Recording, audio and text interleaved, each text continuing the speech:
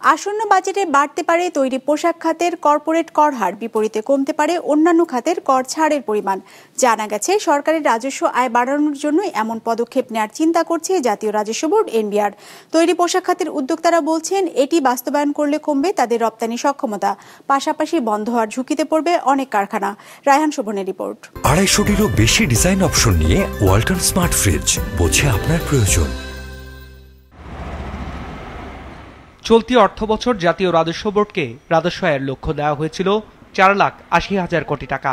পরবর্তীতে যা সংশোধন করে লক্ষ্য নির্ধারণ করা হয় 4,65,000 কোটি টাকা, যেখান থেকে অর্থবছরের 9 মাসে আদায় হয়েছে 2,56,000 কোটি টাকা। সে হিসেবে বছরের বাকি 3 মাসে এনবিআরকে আদায় করতে হবে আরও প্রায় 2 লাখ কোটি টাকা।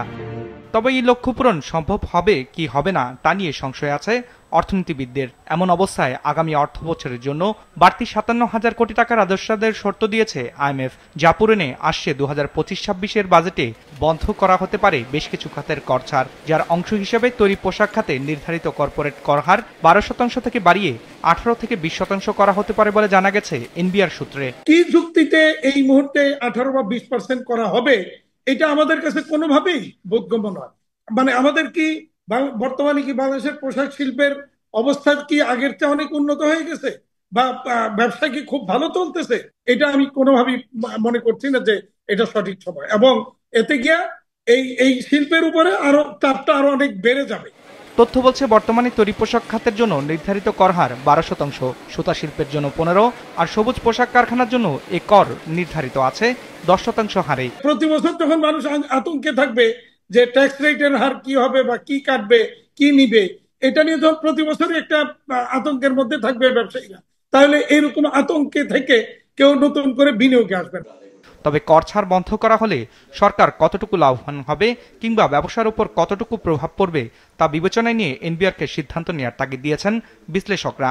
কর্পোরেট সেক্টরের কথা চিন্তা করলে গার্মেন্ট সেক্টর অনেকদিন ধরে কিন্তু ট্যাক্সের সুবিধা পেয়েছে আর কি। অন্য সেক্টরে যা আরোপ করা হয়েছিল তার থেকে এই সেক্টরে কিন্তু ট্যাক্সেশন রেট অনেক কম ছিল, কাজে সেখানে একটা কিন্তু অ্যাডজাস্টমেন্ট করার কিন্তু বিষয় কিন্তু আছে।